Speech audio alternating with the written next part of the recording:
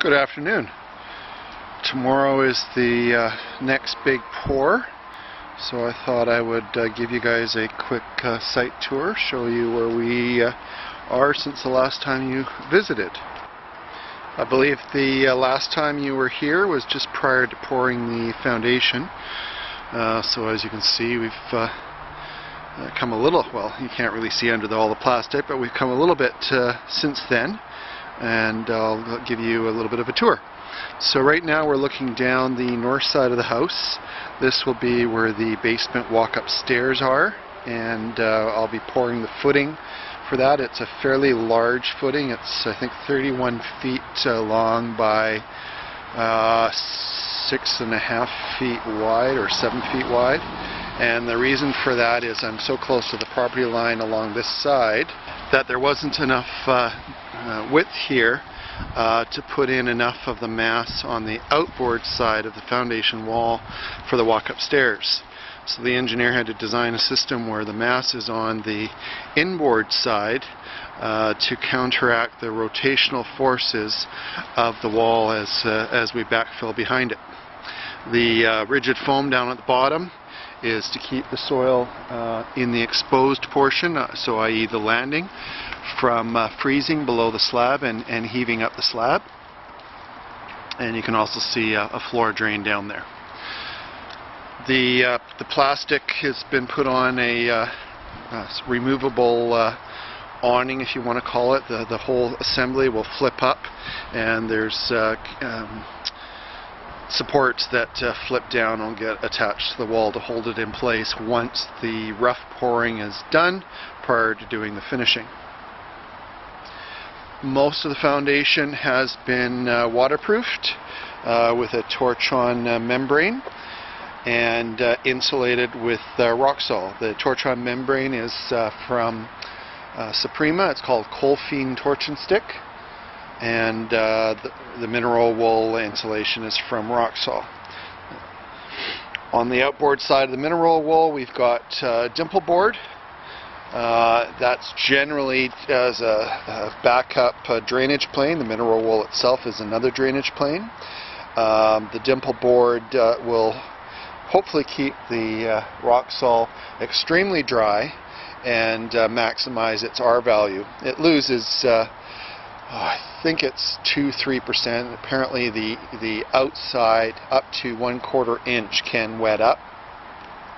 Of course, that's once it's fully dried from construction wetting.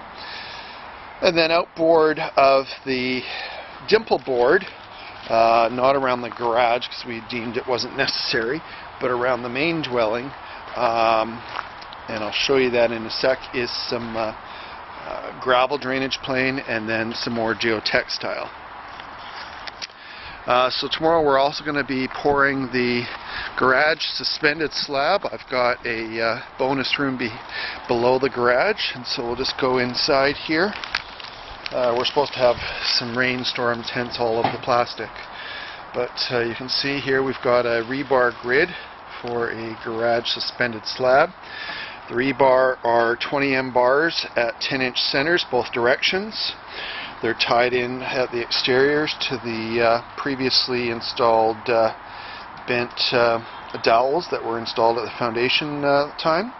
And then you'll remember that I also left the vertical ICF rebar long so that it would also pin into the slab and help support it. And then in the corners we have these 4 suspended corner mats. Now, word of warning, I thought I was being smart, and you'll see these little uprights here. I welded those in place because it was the easiest way to detail this that I knew of, and let's just say it's a very good thing that I did not have an extremely powerful welder. It was just a cheap 15 amp MIG welder, so therefore I wasn't really penetrating the bar. I was more just gluing onto the outside of it, because you cannot weld most rebar. You have to get a spec called W spec for weldable rebar, and the idea is if you heat up that portion, if you heat up the bar at the weld joint too much, you change the properties and you create a weak point. So lesson learned, I won't be doing that again without checking. I thought I was being smart because it was a much faster way to do it. But in the future, I'd either get W spec, or you get what are called wire rebar chairs and you have to have them manufactured, and they would provide you the height that you need above the lower mat. I've also got some penetrations. This is the pair here. The black is for the rainwater leader that's going to come off the front office roof and part of the garage roof. And then the white PVC is a clean out going down to the perimeter drainage system about 12 feet below. Both are wrapped in either bubble wrap or that foam bubble wrap, strictly to provide some movement of the pipes within the concrete pour. The next set of penetrations are three 1-inch PVC electrical elbows, and these will be to provide power for sprinkler valves, the landscaping sprinklers, lights in the driveway, and Christmas lights, exterior Christmas lights and stuff like that. I also have below that, I've got a bubble wrapped 1-inch PVC pipe. This time the bubble wrap will help insulate it, and this is going to be a intake from a cistern I'm going to put out near the road where I collect the groundwater that I'm pumping up, and this will be my feed to the toilets in the house, and it'll even be an emergency water supply if there's ever a natural disaster or something like that. Of course, it'll convert to purple pipe once it's inside the house. And then we zoom out a little bit and we can see the drop down. That's the beginning of the garage door opening. And then over on the north side, we've got a large 8-inch exhaust. That will be the metalwork shop exhaust pipe. We've got two 2-inch gray electrical conduit pipes. That's going to be for the pump up for the groundwater for both the power and the float cables. And then we've got a series of PVC pipes here, 1-inch and a 2-inch ABS. These are going to be for my veg oil system. So I burn used veg oil in the truck. The 1-inch will be the pressure pipe from the basement, where I hook an electrically activated pump and be able to fill up the vehicle. And then the larger ABS pipe will be when I collect the vegetable oil from various restaurants. I'll have a funnel that goes into a port in the wall, and that will be dumping down to a 1,000-liter tank downstairs and start the filtration cycle.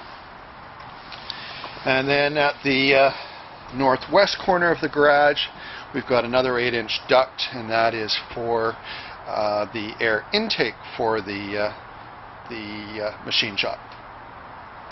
So now we can see a little bit more of what's been complete. The place is a bit of a mess. I have been struggling or pressing to get to this point before winter really sets in. You can see that the floor assembly is on. I'll give you just a quick show here. Blackberry is on the afternoon shift, keeping everything secure. He likes to hang out in this area. The floor assembly, the truss pack below, and the basement walls I basically framed up by myself. What made that more exceptional is that I did it while I had one arm in a sling after I broke my shoulder. So it took a little bit longer, but we got it done.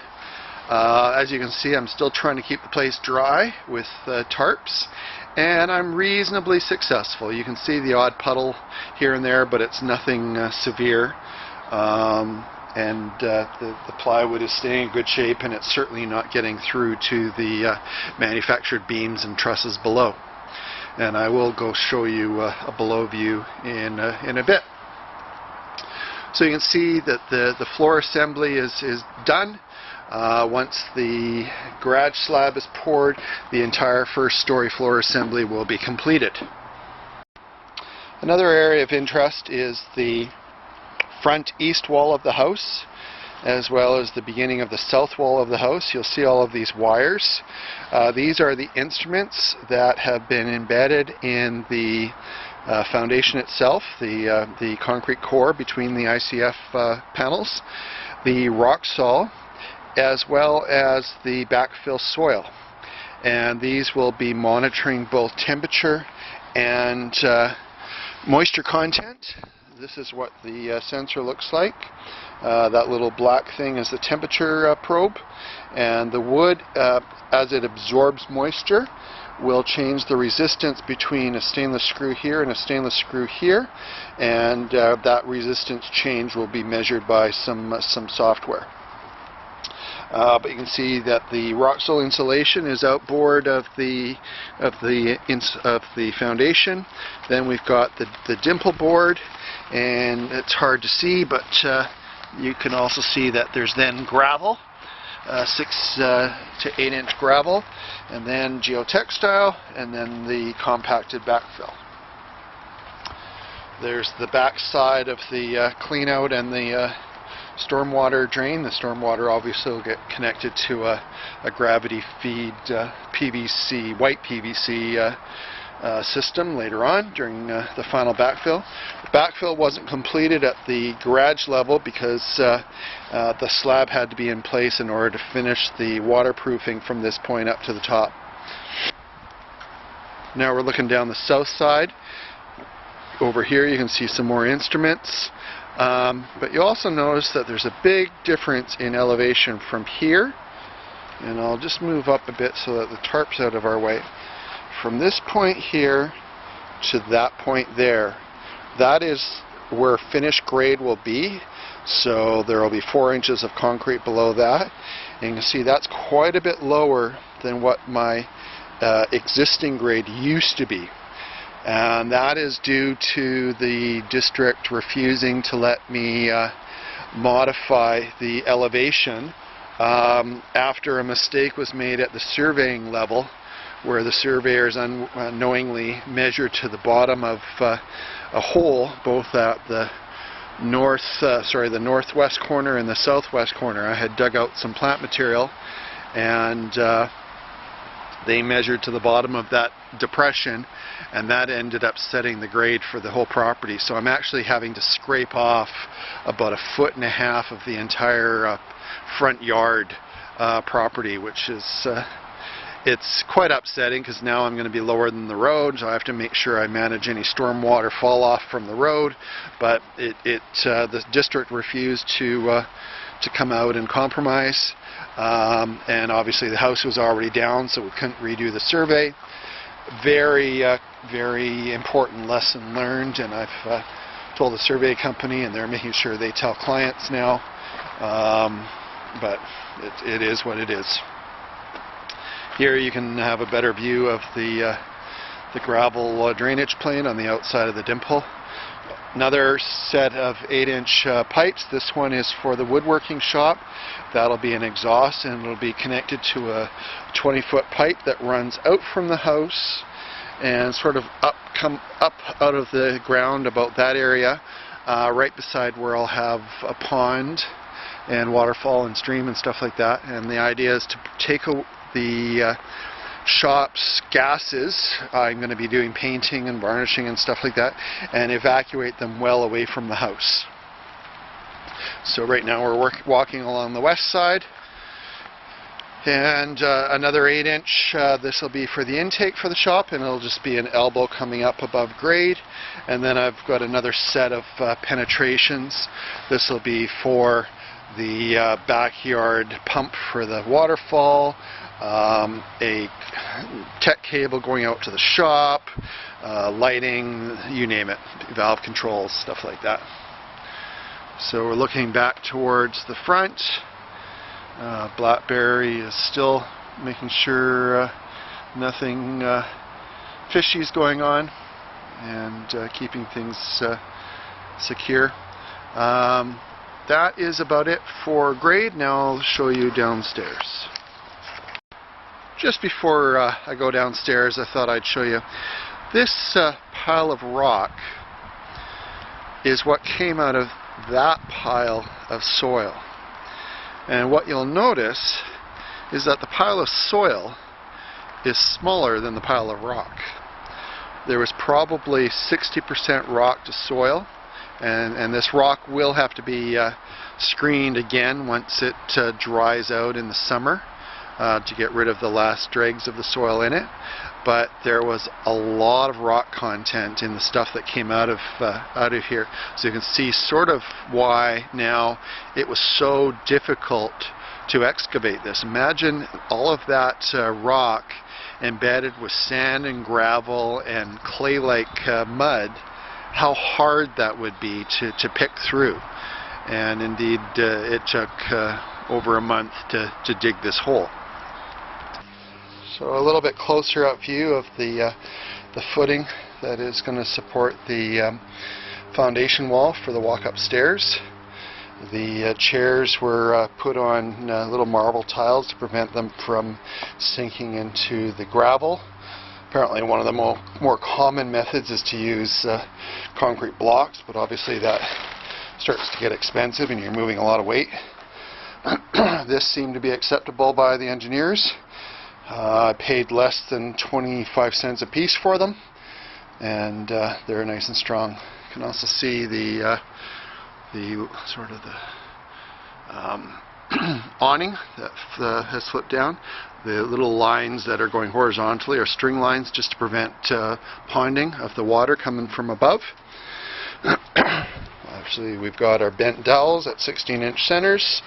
For one reason or the other, the end wall required 8-inch centers, and then again we've got another raised mat at this location at the end wall. I will, prior to pouring at 11 tomorrow morning, I will have to do a final cleanup of all the debris in the bottom. I'm waiting till the end because this stuff blows in with one good gust of wind. We're down the north side. You can see there's a long ways up. None of this has been backfilled yet. It's all waiting until the foundation for the walk-up stairs is done.